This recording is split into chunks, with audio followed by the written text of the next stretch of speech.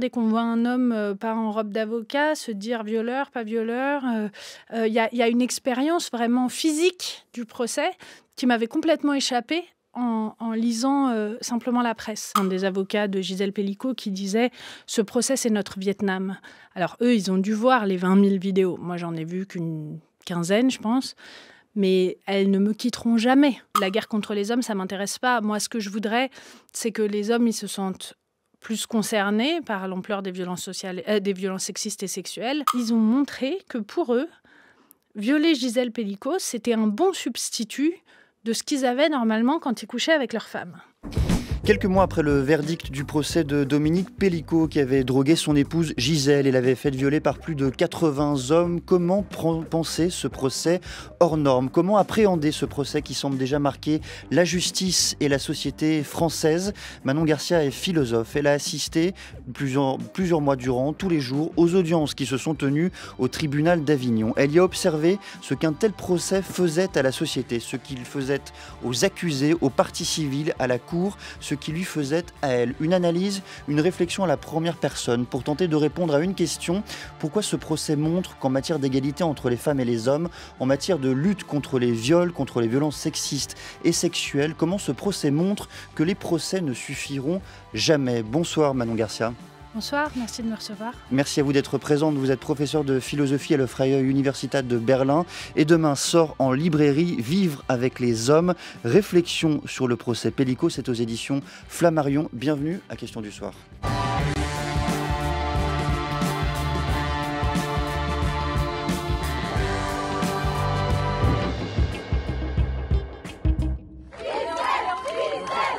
J'ai fait le déplacement depuis la Suisse en soutien à Gisèle et ce qu'elle fait pour toutes les victimes de violences sexuelles.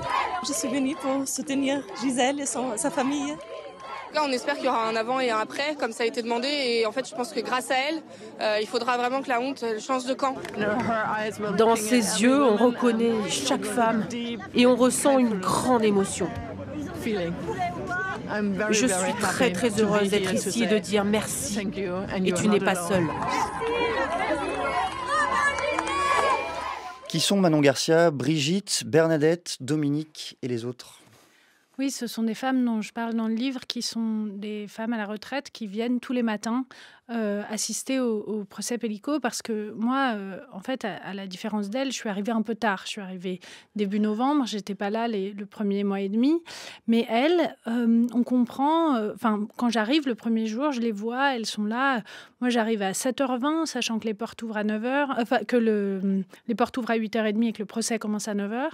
Et elles sont déjà là, elles sont ensemble, elles se connaissent, elles ont une espèce d'expertise du procès absolument vraiment très impressionnante. Elles connaissent toutes les stratégies de la défense, etc. Et on sent qu'elles ont été happées par ce procès et que se joue pour elles, dans ce procès, quelque chose de fondamental de leur existence de femme. Qu'est-ce que ça change d'être là, de voir les choses, de sentir les choses? Pourquoi ne pas suivre ce procès à distance, à travers un écran, une caméra? Qu'est-ce que vous sentez de différent là-bas?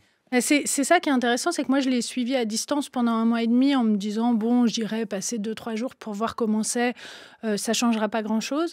Et en fait, justement, Bernadette, Dominique, etc., dès la première minute où je suis là, même avant même de les voir, il y a ces collages dans les rues d'Avignon, il y a cette tension qu'on sent, on voit parfois des avocats de la défense qui arrachent les collages des colleuses, etc. Ensuite, finalement, on arrive dans le tribunal, il y a des hommes qui sont là, et puis on comprend qu'en fait, ce sont des accusés qui comparaissent libres. Et il y a cette espèce d'angoisse qui monte de se dire, dès qu'on voit un homme pas en robe d'avocat, se dire violeur, pas violeur. Il y a une expérience vraiment physique du procès qui m'avait complètement échappé en lisant simplement la presse. Et c'est vrai que du coup, j'ai été happée moi-même dans ce procès. J'avais prévu, comme je disais, d'y aller 3-4 jours. Et puis finalement, je suis restée 1 semaine et puis je suis repartie, je suis revenue. J'arrivais plus à sortir du procès. Qu'est-ce que ça vous a fait concrètement, viscéralement même, j'allais dire, ce procès? Il y a évidemment des sentiments, des interprétations, des réactions mêlées. Je voudrais qu'on en isole quelques-unes. Ça vous a rendu, vous le racontez, un moment paranoïaque. Oui, j'ai eu vraiment un moment, mais ça même avant d'aller au procès, où quand l'affaire est sortie, quand le procès a commencé, de tout d'un coup, je me promenais dans la rue, je voyais des hommes, je me disais, est-ce qu'il viole sa femme dans son sommeil? Et lui, est-ce qu'il viole sa femme dans son sommeil? Et lui, est-ce qu'il trouverait ça super de violer une femme endormie, sédatée, etc. Ça s'est mis à m'obséder comme ça. Et en fait, c'est devenu évidemment pire en allant au procès. Et tant et si bien que c'est pour ça, en fait, que j'ai écrit ce livre si vite. Parce que s'il sort maintenant, c'est parce que je l'ai écrit, en fait, dans la durée du procès. Parce que j'ai commencé... Moi, je vis à Berlin. Donc, après ma première semaine au procès, je suis rentrée à Berlin. Et je me suis rendu compte que je ne pouvais pas vivre ma vie normale. Que j'étais dans une espèce de lucidité face à l'ampleur des violences sexistes et sexuelles et face à ce que c'est que d'être une femme qui n'est pas compatible avec la vie quotidienne. Je ne pouvais pas aller chercher mes enfants à la crèche, vivre avec mes amis, mon mari, etc., comme si de rien n'était. Et donc, je me suis dit, je fais le truc à fond, je me fixe d'y aller et d'écrire dans le temps du procès. Ce que le visionnage également de ces vidéos vous a fait, je vous cite Manon Garcia, « Je m'apprête à voir ma première vidéo. On entre dans la chambre des Pellico. Contrairement à ce que l'élégance de Gisèle m'avait fait attendre, c'est assez laid. Le carrelage au sol donne l'impression d'être dans une cuisine. Les meubles sont en faux bois peint. On est loin d'une mise en scène érotique excitante. » Fin de citation. Ces vidéos, comment elles vous ont traversé et hanté également?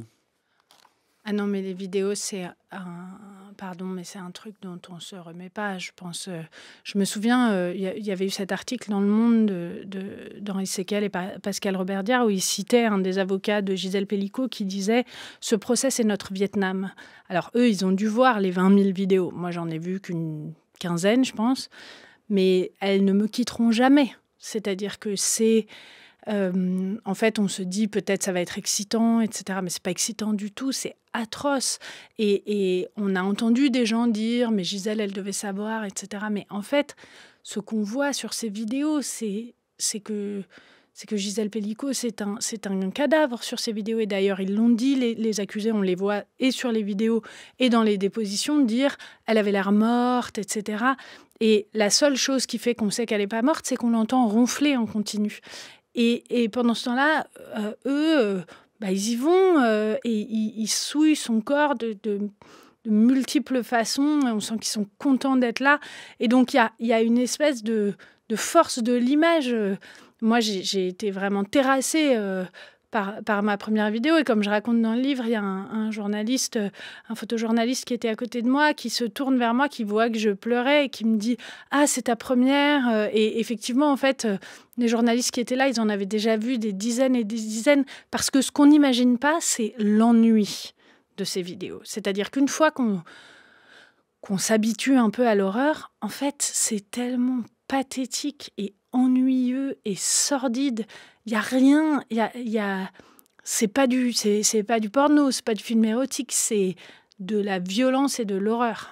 Vous avez une réflexion passionnante également sur ce que les témoignages des personnes accusées vous a fait, a suscité en vous. Vous mobilisez notamment un concept, le concept d'empathie, qui est difficile à traduire en français. Expliquez-nous justement de quoi il s'agit et comment ça permet là aussi de mettre des mots sur ce que les personnes accusées ont pu raconter dans le cadre de ce procès. Oui, alors le concept de empathy, il vient de la philosophe américaine Kate Manne, et c'est un mélange de him et sympathy, donc sympathie pour les hommes en fait, et c'est pour décrire la forme le sorte de réflexe de sympathie qu'on a à l'égard des hommes accusés de violences sexuelles. Et moi, c'est vrai que c'est quelque chose que j'avais pas du tout vu venir en allant au procès, que comme le procès pénal est et doit être un procès individualisé qui s'intéresse aux accusés, à leur histoire, à leur situation, etc., pour les juger. On se met à apprendre des choses des accusés et on se met à avoir des accusés pour qui on a de la sympathie ou de la compréhension, ou qu'on se dit... et puis, il y en a qui sont beaux, il y en a qui ont l'air d'être votre père, votre grand-père, votre meilleur copain. C'est des hommes, j'allais dire comme vous et moi, mais... enfin, c'est des hommes comme les autres, comme ceux qu'on voit dans la rue. Et du coup, ouais, on se prend comme ça. Moi, j'ai eu un effet d'identification, parce qu'il y avait un accusé qui était né la même année que moi, qui avait son premier enfant qui était né le même mois que mon premier enfant. Et il est allé, 3 mois plus tard, violer Gisèle Pellico. Et en fait, ça m'a hantée de me dire, mais voilà, c'est presque comme s'il était moi en garçon, mais en fait, au moment où moi j'avais un bébé de 3 mois dans les bras et au moment où sa femme avait un bébé de 3 mois dans les bras, il est allé violer Gisèle Pelicot qui avait 40 ans de plus que lui. Comment ça marche ? Qu'est-ce que le verdict vous a fait? Vous écrivez que ce sont des peines que vous qualifiez de légères et dans le même temps, c'est un verdict, une décision que vous estimez être juste. Oui, alors c'est léger. En fait, j'ai découvert à l'occasion du procès qu'un des grands trucs des avocats, des juges, etc., c'est la distinction entre peine à 1 chiffre et peine à 2 chiffres. Et tout l'enjeu du procès, c'était combien d'accusés allaient avoir des peines à 2 chiffres, donc plus de 10 ans, puisqu'ils encouraient jusqu'à 20 ans de réclusion, puisqu'on était devant une cour criminelle départementale. Et au final, ils ont reçu des peines vraiment inférieures à celles qui avaient été demandées par le ministère public, donc par les procureurs. Et en même temps, bon, ils ont tous été jugés coupables, ce qui était déjà un vrai soulagement. Et moi, je dois dire que en termes subjectifs, mais justement, ça m'intéresse méthodologiquement de s'intéresser, de faire entrer le subjectif. Moi, j'ai assisté au verdict dans une salle où il y avait les femmes, les sœurs, les filles des hommes accusés, puisque chacun des hommes accusés avait le droit de venir avec une personne de sa famille. Et puis, ça ne vous étonnera pas de savoir que c'est que des femmes qui sont venues. Il y avait un homme, je crois, sur 45. Et donc, j'ai assisté à un verdict où j'ai entendu vraiment des femmes s'effondrer. Il y a une femme qui est partie vomir. Je les ai vues dévastées. Et j'ai vu aussi à quel point elles n'avaient pas existé pour ces hommes au moment où ils ont décidé d'aller violer Gisèle Pelicot. C'est-à-dire qu'à aucun moment, ils se sont dit qu'elles allaient devoir aller au parloir, qu'elles allaient devoir élever ses enfants tout seules, qu'elles allaient devoir... Et je les voyais... Supporter leur faute également. Voilà, supporter leur faute. Donc, c'est pas que Gisèle Pelicot qu'ils ont haï en faisant ça. Enfin, haï, ou en tout cas qu'ils n'ont pas aimé. C'est aussi les femmes de leur vie. Il faut le dire, hein, c'est un ouvrage de philosophie avec ce paradoxe que vous mettez en lumière tout de suite au début de votre texte. La philosophie, dites-vous, n'est pas armée pour tenter de comprendre, d'expliquer, d'analyser, d'interpréter les viols, les violences sexistes et sexuelles. Qu'est-ce que vous utilisez justement comme arme philosophique pour tenter d'aborder ce procès hors norme ? En fait, il y a une très longue tradition dans la philosophie française de critique philosophique de la philosophie. On la retrouve chez Montaigne, on la retrouve chez Pascal, on la retrouve chez Rousseau, on la retrouve chez mon grand maître, Simone de Beauvoir. Et ces auteurs ont en commun de penser que le langage philosophique échoue à saisir la vie. Pour de multiples raisons. Et moi, je trouve qu'au procès Pelicot, c'était très clair que si j'avais écrit, comme j'ai écrit « On n'est pas soumise, on le devient » ou « La conversation des sexes », mes 2 premiers livres qui sont écrits de manière beaucoup plus universitaire et sans jamais recourir à la première personne, j'aurais raté quelque chose de ce procès. Mais j'aurais raté en fait quelque chose de la vérité de ce procès. J'aurais pas dit assez sur... Enfin, j'aurais vraiment raté la vérité du procès. Et donc on a tendance à penser que l'objectivité, la neutralité, la troisième personne, etc. sont les meilleures façons d'accéder à la vérité.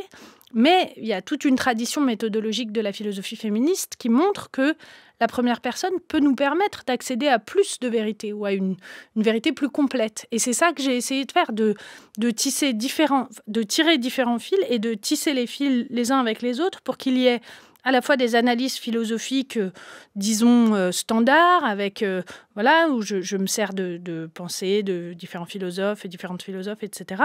Et mon expérience personnelle que j'essaye très modestement et avec la conscience que j'ai des limites méthodologiques de ça, mais de présenter comme l'expérience d'une femme au procès.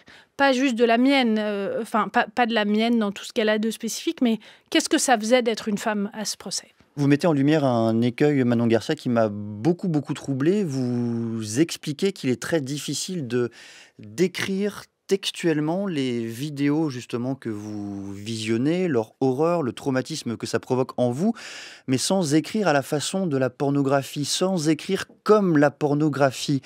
Alors 2 questions. Pourquoi d'abord c'est difficile ? Et ensuite, comment vous avez remédié à cela ?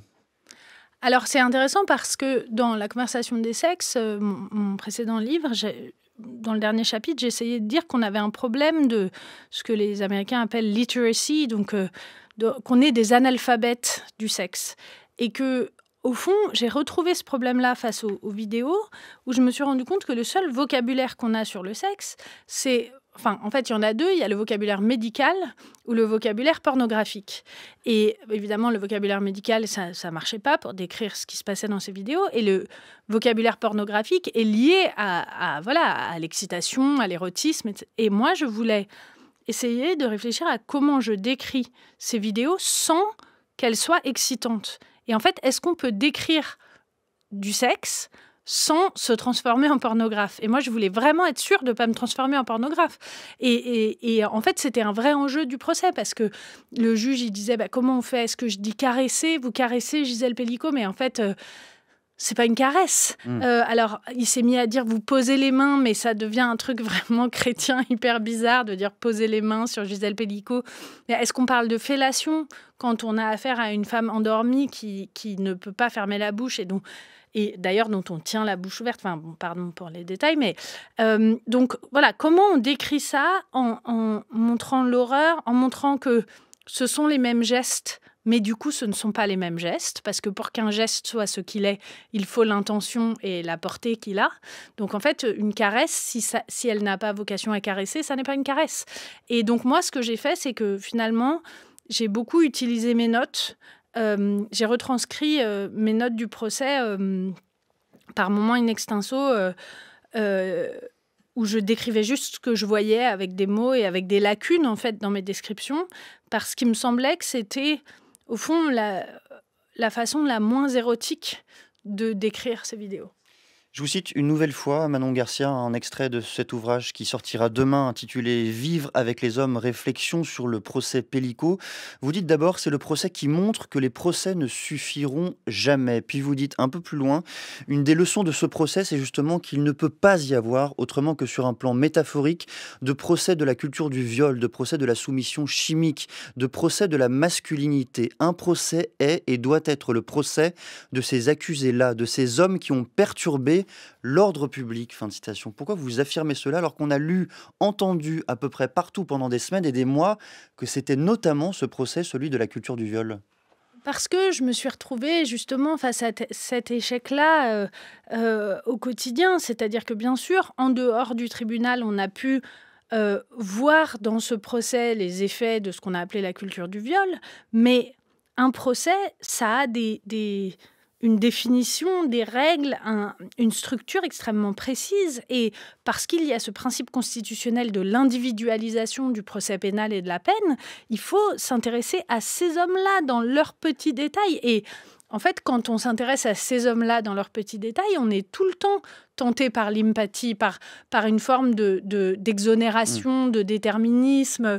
On se dit tout le temps, finalement, c'est vrai, surtout, alors il y avait une partie des accusés qui avaient été victimes de violences sexuelles, c'est extrêmement dans l'enfance, donc c'est extrêmement tentant de se dire, mais en fait, c'est des victimes, ils font ce qu'ils peuvent, c'est le cycle important de la violence. C'est nécessaire d'éclairer. C'est absolument nécessaire, mais c'est pas... on est tout le temps... En fait, on est dans une dynamique qui n'est pas celle d'une analyse sociale.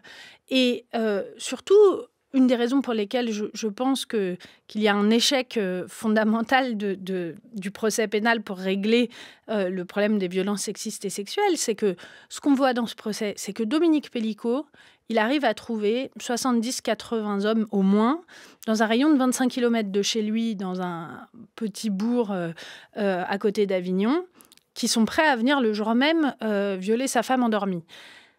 Et donc, comment on va faire? On va pas... Enfin, ça veut dire qu'il y a plein d'hommes qui sont d'accord pour faire ce genre de truc. À la fin du procès Pelicot, il y a cette cellule de journalistes d'investigation allemande qui a infiltré une boucle Telegram de 70 000 hommes qui s'échangent des recettes de soumission chimique et des photos de leurs femmes qu'ils violent, etc. 70 000 hommes. Comment on fait? On va faire 70 000 procès? on va ouvrir une nouvelle prison toutes les semaines pour les mettre en prison dans l'espoir que ça s'arrête. J'ai l'impression que c'est essayer de vider l'océan Pacifique avec une petite pelle, quoi. On va jamais y arriver. Donc, il faut qu'il y ait un changement à une autre échelle. L'individualisation nécessaire du procès pénal, elle fait qu'on s'attaque à un grain de sable sur une plage à chaque fois. Et donc, c'est ça qui est dévastateur, c'est que d'une part, on voit que le procès pénal, ça ne marche pas à tous les coups, que même quand on a des vidéos, on arrive quand même à avoir des accusés qui disent que ce n'était pas de leur faute, qu'ils ne savaient pas, qu'ils n'avaient pas l'intention, que c'était un malentendu, etc. Donc même avec le maximum de preuves, on n'est pas sûr d'y arriver. Et en plus, on n'a pas assez d'argent, d'énergie, de désir de mettre les hommes en prison pour se contenter de la solution pénale. Vous avez cette phrase terrifiante que je cite de tête, donc pardonnez-moi par avance si je la cite mal, mais vous dites à un moment du texte, peut-être qu'il y a beaucoup d'hommes qui préfèrent faire l'amour à des femmes lorsqu'elles sont mortes. Pourquoi est-ce que vous dites ça d'abord, et ensuite, qu'est-ce que ça implique justement de votre propre rapport aux hommes aujourd'hui ? Alors, mon rapport aux hommes, je ne sais pas.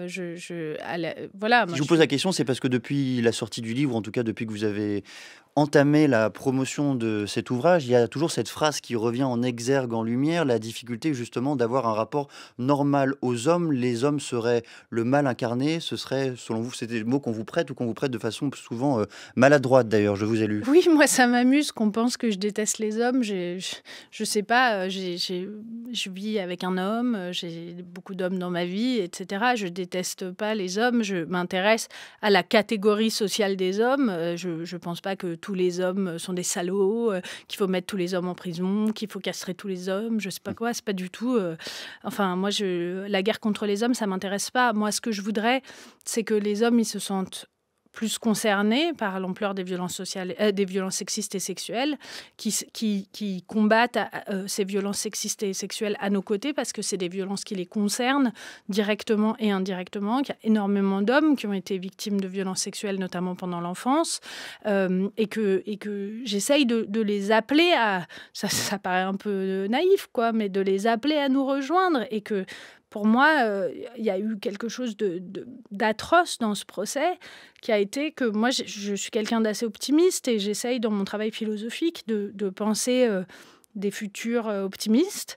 Et là, je me suis pris quand même un gros mur en béton en voyant les accusés de Mazan, en voyant comment même, après avoir fait 2 ans de prison, ils continuent ou 3 ans, à pas du tout se remettre en question, à pas tellement voir le problème, qu'il y en a très peu qui ont reconnu les faits, alors même qu'ils savaient, que leurs avocats leur avaient dit que reconnaître les faits, ça voulait dire qu'ils allaient être moins punis. Mais même dans ce cas-là, ils continuent à se croire innocents, les avocats leur ont laissé penser qu'ils étaient la proie de féministes folles qui voulaient les mettre en prison, alors que, bon, ils ont commis des viols sur une femme sédatée devant une caméra, je sais pas.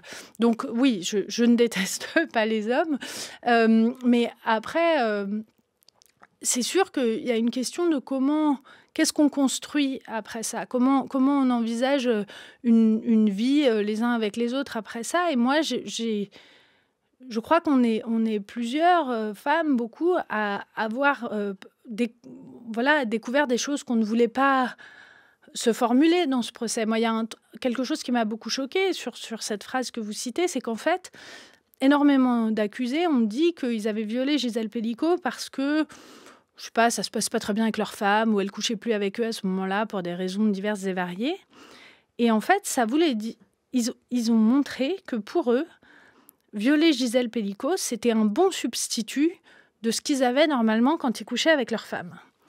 Et en fait, moi, j'ai expliqué dans mon livre précédent, etc., que le sexe et le viol, ce sont 2 réalités distinctes, expérientiellement distinctes, un rapport sexuel avec quelqu'un, c'est pas comme forcer quelqu'un à faire du sexe avec nous, en particulier, et alors a fortiori quand elle est endormie. Je veux dire, il n'y a pas de rapport avec Gisèle Pelicot. C'est pas un rapport sexuel. Ils font quelque chose à Gisèle Pelicot comme on fait quelque chose à un meuble. Et au fond, quand même, eux, ils disent que c'est substituable.